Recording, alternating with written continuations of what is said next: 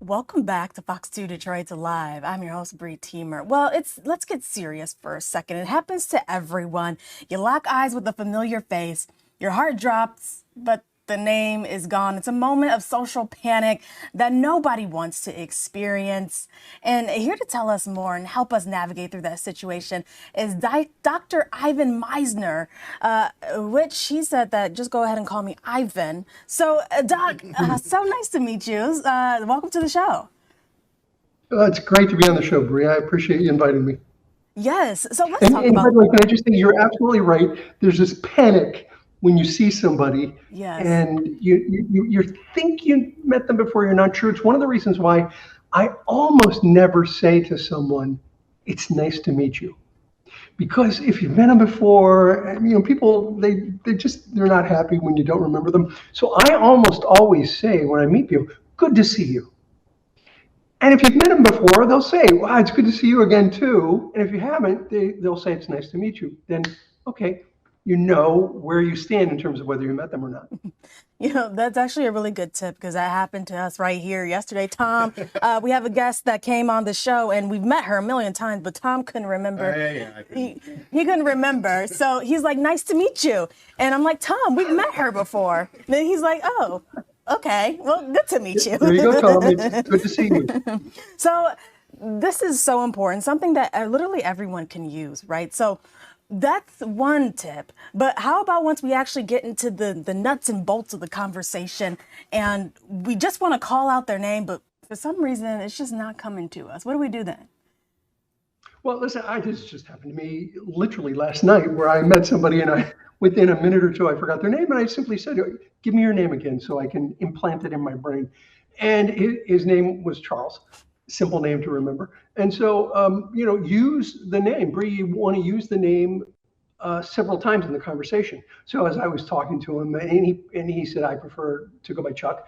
And so during the conversation, you repeat, repeat, repeat. So I said, "So tell me a little bit about what you do, Chuck." And yeah, and so you repeat it a few times to implant it in your brain because it's really easy to forget. I mean, I'm the founder of an organization called BNI. It's the world's largest networking organization. So I'm networking all the time, and I'm here to tell you, it doesn't come easy to me either. And so you got to use a few techniques like repeating it several times is one of them. And I also read somewhere that, saying someone's name in a conversation, it actually loosens them up a little bit, makes you seem a little bit more relatable, makes the conversation a little bit more personable to them too. So not only does that seem to be a good strategy to remember, the small details, their name, but also to, make the conversation a little bit more inviting.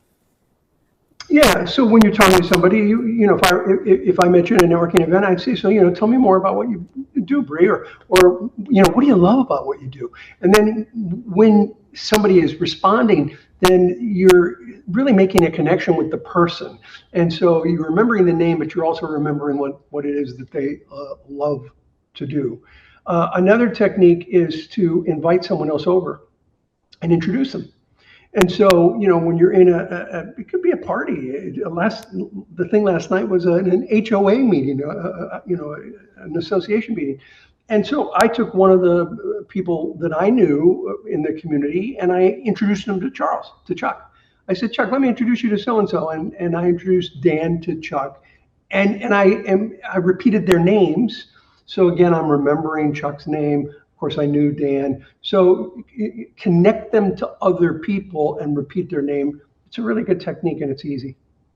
Yeah, and you know what? The cool thing about this, Ivan, is that you kind of wrote a book on all of this to break all of this down, plus more. Tell us a little bit about it. Oh, the book I wrote is called "Networking's a Marathon, Not a Sprint."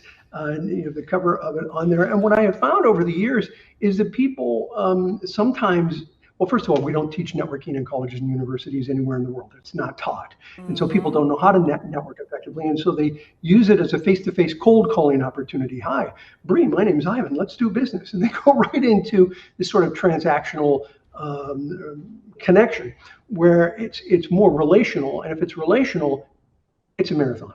It's not a sprint. It takes time to build relationships with other people. People do business with people that they know, like, and trust. And so what we were trying to do with this book is to go through the 26 mile plus process of networking being long term and not just a short term action.